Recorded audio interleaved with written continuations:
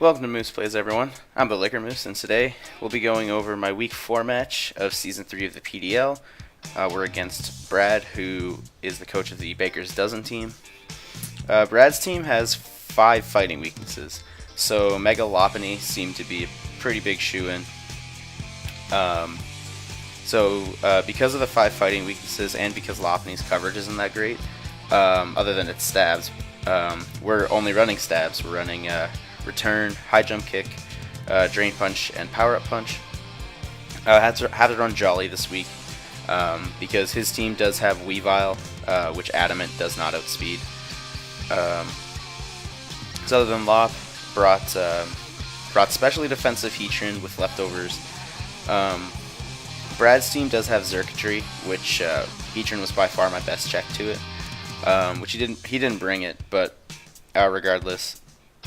Heatran brought along with its Stealth Rocks, Lava Plume, Earth Power for attacks, and then Toxic because Brad's team also does have Umbreon, which Toxic is by far the best way to try to clock it out, even though it does get access to Heal Bell.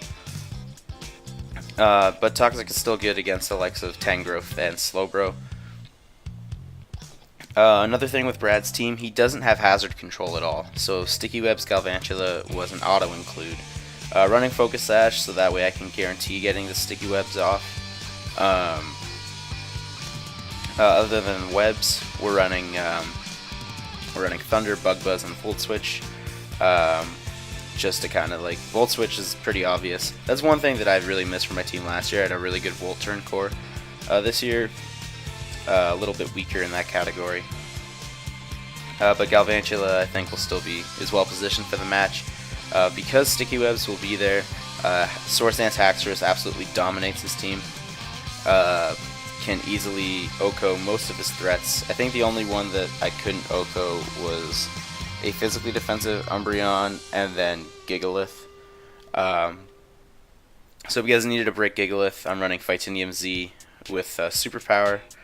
And then also I'm running Outrage and Earthquake just to round out the coverage.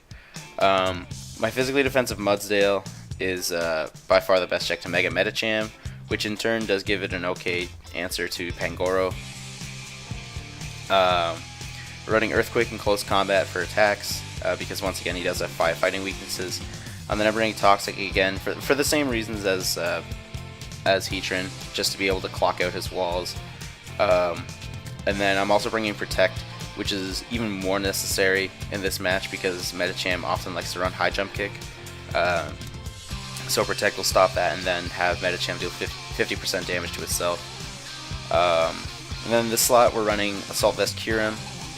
I originally had a Zelf in this slot, and I had this team as more of a hyper offensive team.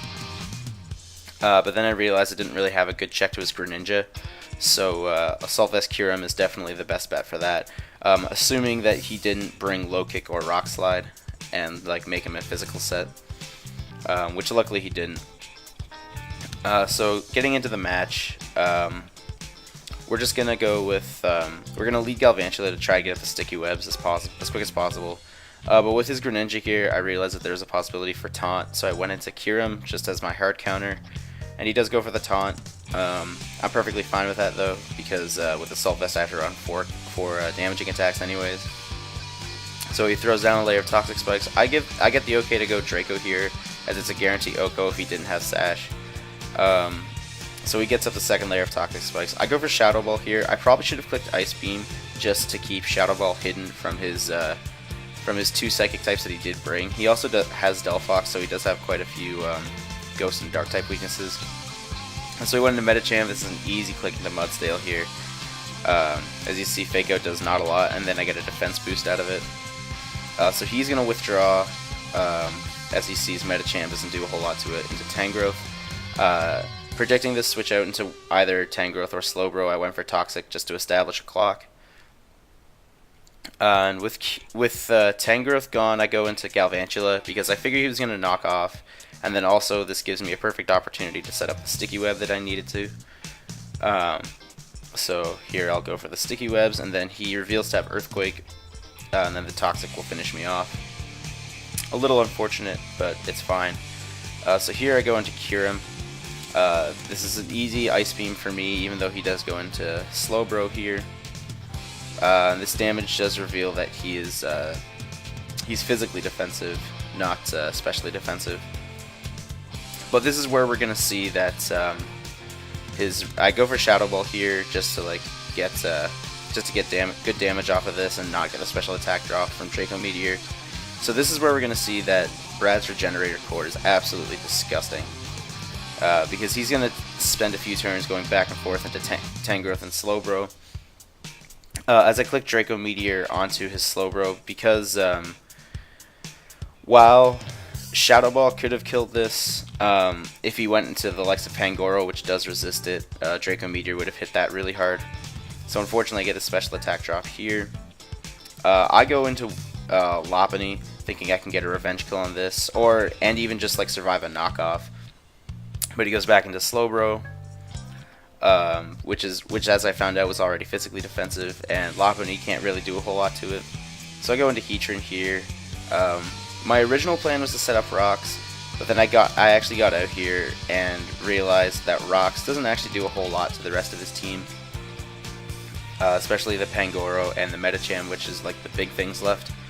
So I just end up throwing a Toxic at him. Excuse me. Just to once again establish a clock onto a wall, onto one of his Regenerator walls. And now once again he's gonna like he goes for a Scald on this move as I go into Kyurem just to try to pressure it as best as I can. Oh, excuse me.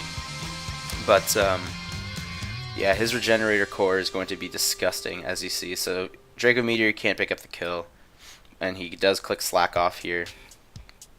I think I just end up sacking Kyurem here, because honestly at this point, with my half special attack and then like with the remaining HP plus the Toxic, I'm not going to really be able to save it for the late game. So I'm just going to like kind of just click attacks here until this kind of dies. So I go for another Draco Meteor just to try to get damage off.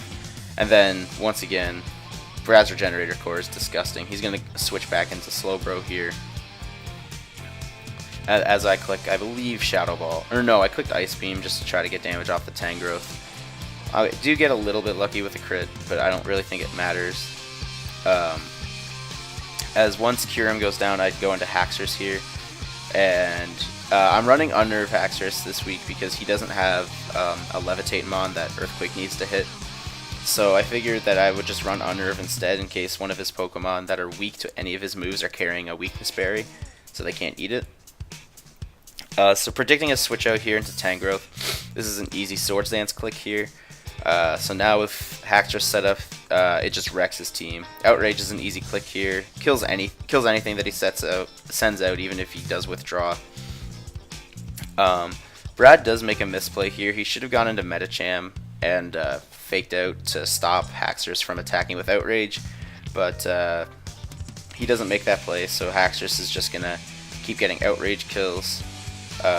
Luckily, I'm able to kill the Druddigon because it is like the physically defensive Rough Skin Rocky Helmet set that absolutely destroys Mega Lopunny.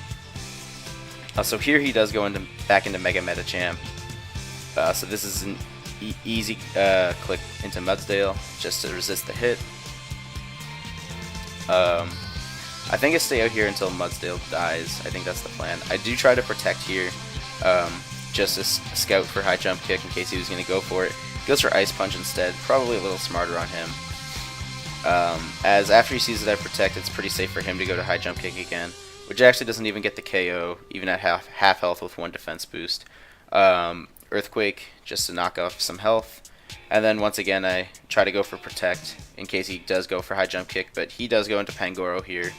So Mudsdale's going to die here, but this does come in. This does let me safely bring in Haxorus. I'm just going to fire off the Z move. I could have gone into Lopunny here, but high jump kick does guarantee a kill on this. But I just didn't want to take the chance that it would miss, and then Pangoro knocks it back out. So I just fire off the Z move instead, get a guarantee kill, and then it's a pretty easy win from here, because Medicham will come in and finish Haxorus off, and then Lopunny comes in and finishes it off. It was a well-played game by both sides. I did execute my plan perfectly. I knew right from team prep that Sticky Web's Haxorus was by far going to be the best way I could win. And the plan worked excellently. The only thing that I kind of regret is that Galvantula didn't do a whole lot other than set up the Sticky Webs. I think it could have put in some serious work against both Tangrowth and Slowbro.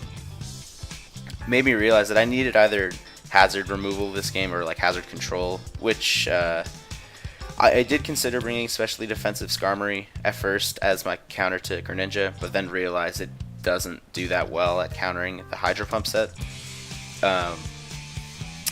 My other option is maybe try to make a move for a poison type just to absorb the toxic spikes. My team in general does not enjoy toxic spikes, so I might try to shake things up like that.